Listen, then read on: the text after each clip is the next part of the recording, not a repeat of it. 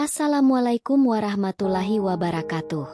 Seorang ibu muda dari Goa merantau ke Arab Saudi untuk menjadi TKW demi masa depan anaknya. Ia berharap bisa bekerja dengan layak, menabung, dan segera pulang. Tapi begitu tiba di rumah majikannya, hidupnya perlahan berubah. Ia tidak hanya bekerja, ia diperlakukan istimewa, diberi hadiah mahal, pakaian mewah, dan perhatian penuh.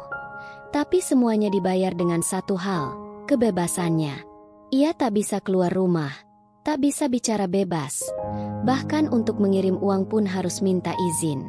Ia hidup di rumah megah yang terlihat nyaman, tapi sesungguhnya seperti penjara tanpa jeruji.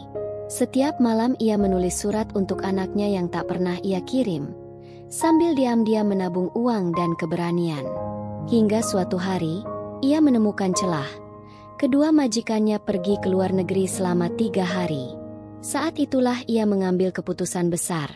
Kabur, pulang, dan meninggalkan semuanya, demi menjadi manusia bebas.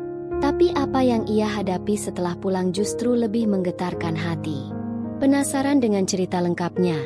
Jangan lupa like, komen, share dan subscribe channel Rahasia Ranjang untuk melanjutkan menyaksikan cerita ini. Langit Jeddah tampak memerah ketika Aminah pertama kali menginjakkan kaki di tanah Arab. Debu panas menggigit kulitnya. Namun senyum kecil terpaksa ia bentangkan, demi menyambut takdir yang ia pilih sendiri. Ia datang dengan segunung harapan, membawa sisa-sisa keberanian dari Goa, demi anak semata wayang yang dititipkan pada ibunya. Saat mobil mewah itu membawanya ke rumah besar di pinggir kota, hatinya bergetar antara kagum dan takut. Rumah itu tinggi, jendelanya kaca bening, dan gerbangnya menjulang seperti benteng istana. Tapi Aminah tahu, tak semua yang megah berarti bahagia. Dari balik kerudungnya, ia menahan air mata, bukan karena lelah, tapi karena bayang-bayang rumah di kampung mulai terasa jauh. Di depan pintu, 2 pria menunggu, Tarek dengan senyum tipis dan Omar yang tampak lebih dingin. Dan sejak saat itu, hidup Aminah tak lagi sama. Hari-hari awal, Aminah hanya diminta memasak dan menyapu. Pekerjaan berat bukan hal baru baginya. Di kampung ia terbiasa menggarap ladang dan mencuci pakaian tetangga. Tapi ini berbeda. Setiap geraknya diawasi, setiap langkahnya seolah diuji. Dapur yang besar membuatnya gugup, dan suara Omar yang datar membuatnya selalu merasa salah. Ia mencoba memahami bahasa yang belum fasih ia kuasai, sementara perintah datang seperti ombak, cepat, padat, dan dingin. Namun Aminah tetap diam, menunduk, dan menelan semua perasaan sendiri. Di balik sikap patuhnya, ada ketegangan yang tak terlihat, seperti seseorang yang berjalan di atas kaca tipis. Ia hanya ingin selamat, dan ia tahu, di rumah itu, tidak ada ruang untuk salah. Namun perlahan segalanya mulai berubah. Tarek mulai mengajaknya duduk minum kahwa di sore hari, menyuruhnya mengenakan abaya yang lebih indah, memberinya parfum dari Eropa. Omar mulai bercerita tentang masa mudanya, dan meminta Aminah mendengarkan. Mereka tak lagi menyuruhnya mengepel lantai, tapi menyuruhnya menyajikan teh di ruang tamu sambil menemaninya berbincang. Aminah bingung, tapi tetap menurut. Ia tertawa saat mereka tertawa, meski tak tahu di mana letak lucunya. Ia menjawab dengan sopan, menyembunyikan kegelisahan yang semakin menebal. Dalam hati ia bertanya-tanya, apakah ini kebaikan, atau awal dari sebuah penjara tanpa rantai? Hidupnya berubah menjadi rutinitas penuh kepura-puraan. Pagi memasak, siang duduk menemani, malah membersihkan rumah sambil mendengarkan Tarek memainkan musik di balkon.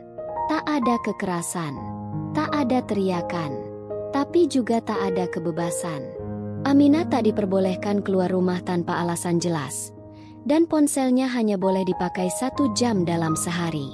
Ia ingin bicara lebih lama dengan ibunya, dengan anaknya, tapi ia tahu, batas waktu itu seperti garis tak kasat mata yang tak boleh dilanggar.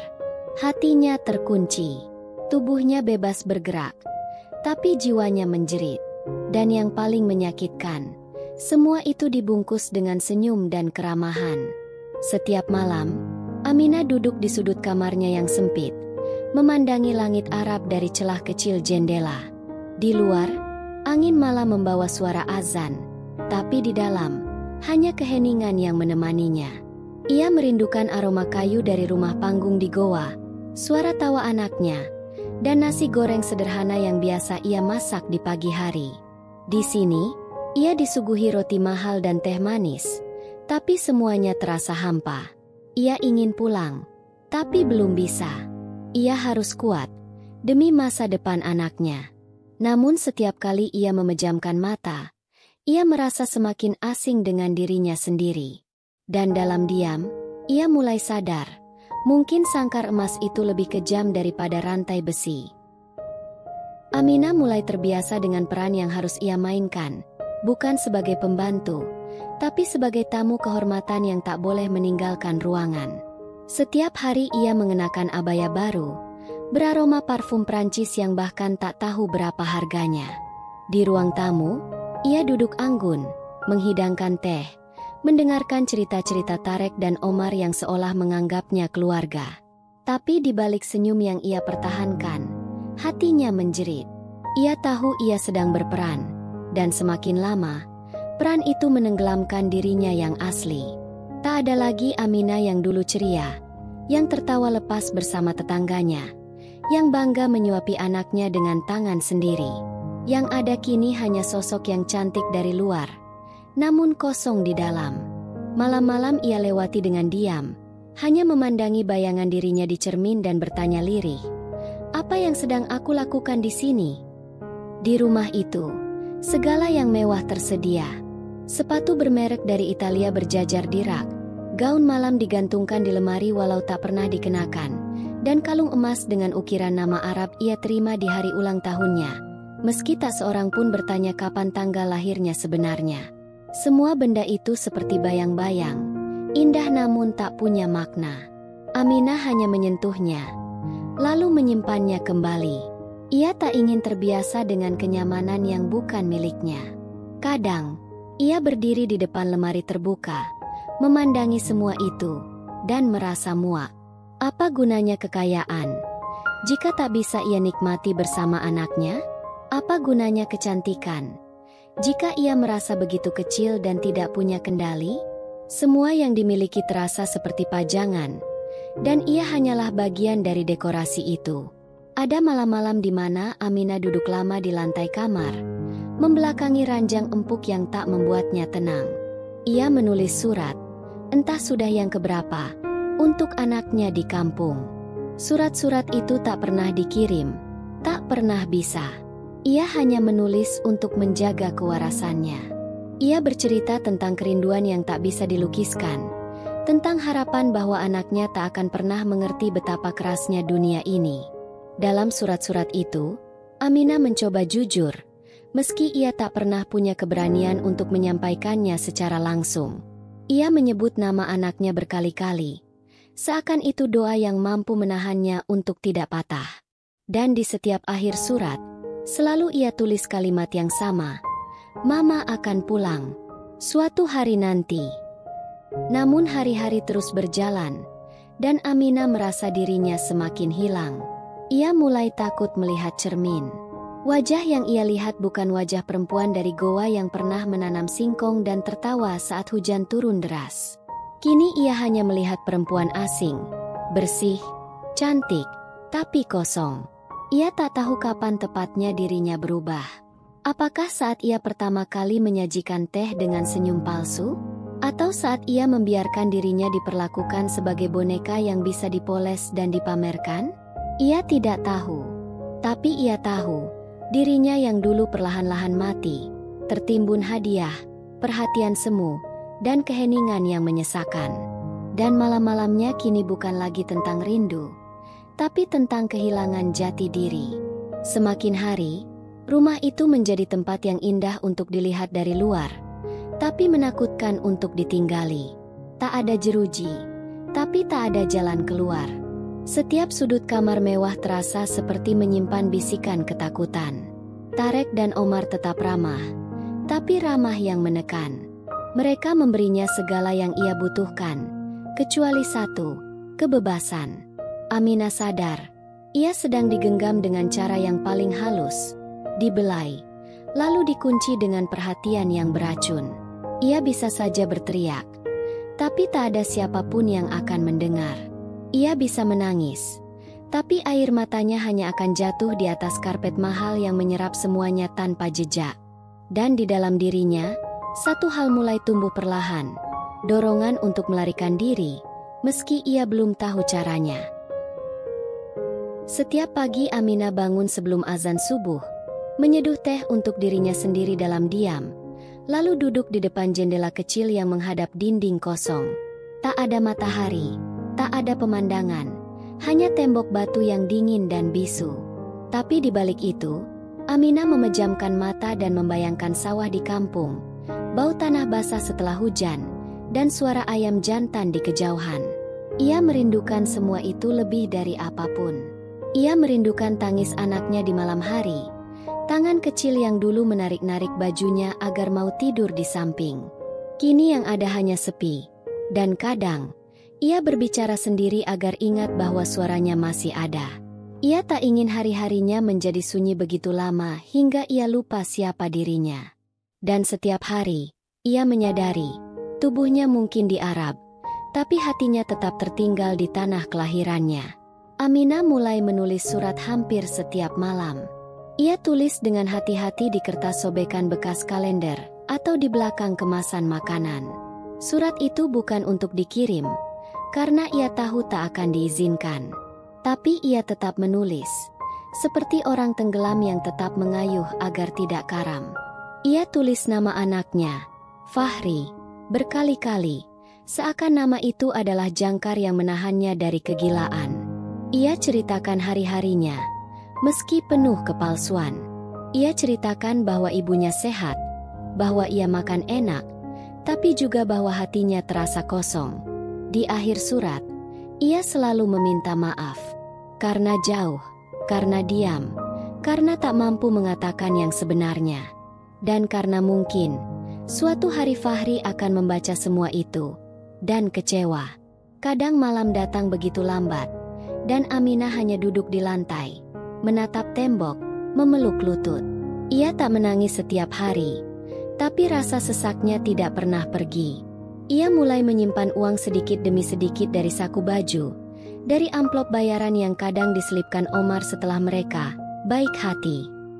Ia menyembunyikan uang itu di balik karpet, di bawah lapisan kain sprei, bahkan di balik rak buku tua. Ia menyusun rencana kecil, bukan untuk kabur, belum, tapi untuk berjaga-jaga.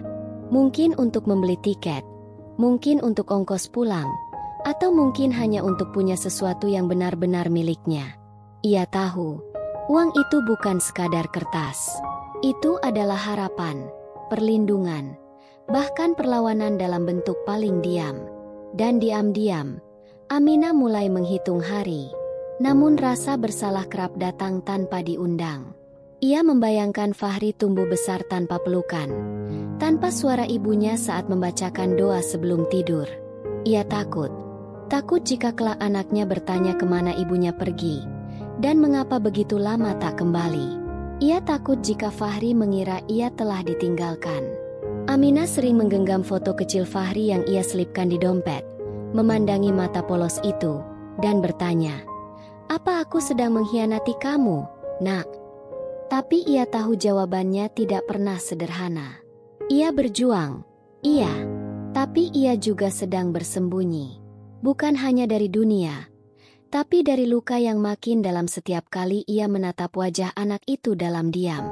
Di luar kamar, hidup terus berjalan seperti biasa. Tarek dan Omar tetap bersikap hangat, tetap memberinya hadiah, tetap menyuruhnya duduk mendengarkan cerita yang sama. Tapi bagi Aminah, semua itu kini seperti sandiwara yang melelahkan.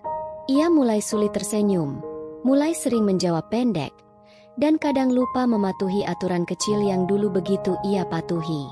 Di dalam dirinya, tumbuh semacam perlawanan, halus, tak terlihat, tapi nyata. Ia tidak ingin lagi menjadi boneka cantik yang diam. Ia ingin menjadi perempuan yang punya suara. Ia ingin kembali. Dan untuk pertama kalinya, keinginan itu tak lagi samar. Ia tak tahu kapan atau bagaimana, tapi ia tahu saat itu akan datang. Pagi itu langit jeda mendung.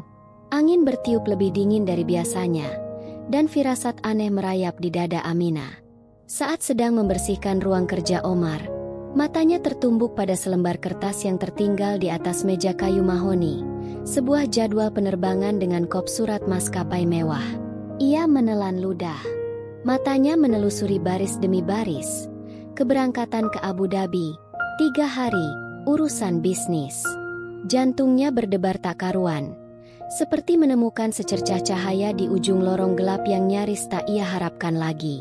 Tarek dan Omar akan pergi, dan selama 3 hari, rumah itu akan kosong dari mata pengawas.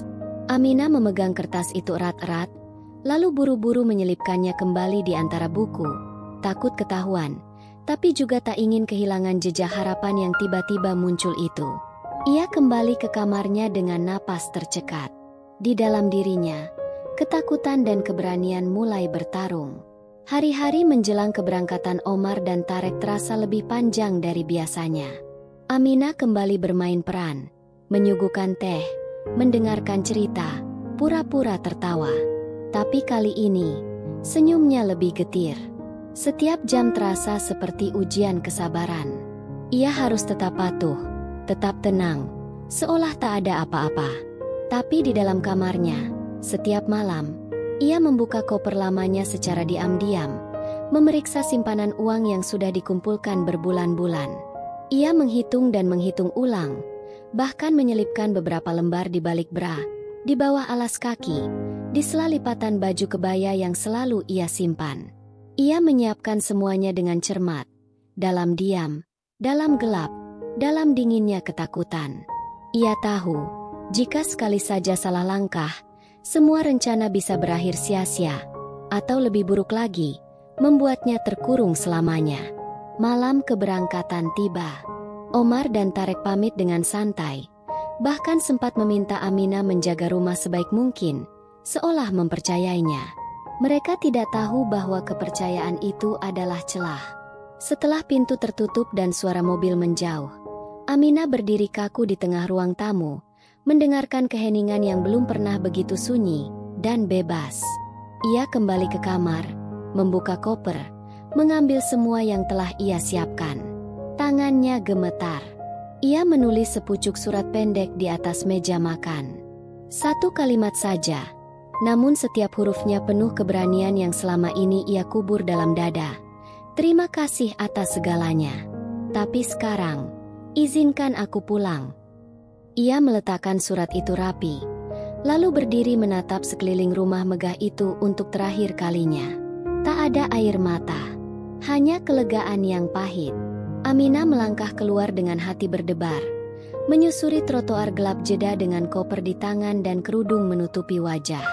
Ia tak tahu apakah ada kamera memantau, atau apakah tetangga akan bertanya, tapi ia tak peduli. Ia berjalan cepat, menyusuri jalan yang selama ini hanya bisa ia lihat dari balik jendela. Di setiap langkah, ia seperti melepaskan satu beban dari punggungnya. Tak ada suara lain selain detak jantungnya sendiri dan gemericik roda koper yang berderak di atas trotoar kasar. Ia tak menoleh ke belakang. Ia tahu, jika ia ragu, ia bisa kalah oleh ketakutan sendiri. Dan malam itu, untuk pertama kalinya sejak ia datang, ia merasa menjadi manusia utuh, yang memilih, yang melangkah, yang memutuskan untuk bebas. Saat ia tiba di terminal bandara, napasnya mulai terasa sesak karena emosi yang membuncah. Di tangannya, tiket elektronik yang dibelinya diam-diam lewat seorang supir langganan keluarga yang diam-diam bersimpati padanya. Di koper tuanya, hanya ada pakaian sederhana, sepucuk Al-Quran kecil, dan kebaya dari kampung yang tak pernah ia tinggalkan. Ia duduk menunggu waktu boarding sambil menggenggam rosario tasbih kecil pemberian ibunya, memejamkan mata, dan berdoa panjang dalam hati. Ia tahu, Hidupnya tak akan pernah sama setelah ini. Ia tahu, luka itu akan tetap ada.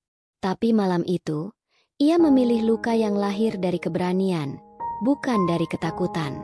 Dan di dalam dirinya, untuk pertama kalinya sejak lama, tumbuh kembali sesuatu yang hampir hilang, harapan. Pagi menyingsing perlahan saat Aminah melangkah ke dalam pesawat yang akan membawanya pulang. Langit jeda mulai memudar, seolah turut melepas kepergiannya dari kota yang telah menjadi saksi diam penderitaannya. Di kursi dekat jendela, Aminah duduk dengan tangan gemetar, menggenggam tiket dan paspornya seerat mungkin. Ia menoleh keluar, menatap landasan yang mulai ramai, tapi di kepalanya hanya ada satu pemandangan, jalan setapak di kampungnya, di mana anak kecil dengan kaki telanjang biasa berlari menyambutnya. Air mata jatuh tanpa suara. Ia tak ingin menarik perhatian. Tapi di dalam dada, semua kenangan selama setahun terakhir berputar dengan kecepatan yang menyakitkan. Saat pertama ia menjejak rumah itu, senyuman Tarek, tatapan dingin Omar, kamar sunyi, surat-surat yang tak pernah terkirim. Dan kini, ia akhirnya menutup pintu semua itu. Penerbangan menuju tanah air adalah perjalanan yang penuh perasaan bercampur. Di antara penumpang lain yang tertidur, Aminah terjaga sepanjang waktu. Ia membuka tas kecilnya, mengeluarkan foto Fahri yang telah mulai usang. Ditatapnya wajah kecil itu lama, seakan ingin memastikan semuanya masih nyata. Apakah Fahri akan mengenalinya? Apakah ibunya masih menyambut dengan pelukan hangat? Atau hanya dengan diam penuh tanya? Ia ingin percaya bahwa semuanya akan baik-baik saja. Tapi hatinya tak berhenti bergemuruh. Perasaan bersalah masih ada, membekas dalam-dalam. Tapi kini ia membawa sesuatu yang lebih besar dari rasa bersalah. Keberanian untuk pulang, walau tanpa janji sambutan hangat. Dan dalam bisikan pelan, ia memohon ampun pada Tuhan dan anaknya, lalu berjanji, "Aku tak akan pergi lagi." Saat akhirnya menjejakkan kaki di bandara tanah air, udara tropis langsung menyentuh wajahnya. Lembab, hangat, penuh aroma yang begitu akrab. Tak ada yang menjemput, tak ada karangan bunga. Tapi Aminah tersenyum. Ia menatap langit, menghirup udara dalam-dalam, lalu mengucap syukur. Di sekelilingnya orang-orang sibuk mencari keluarga, memanggil nama, berlari memeluk. Tapi ia hanya menarik napas pelan, mendorong kopernya perlahan, dan berjalan menuju pintu keluar.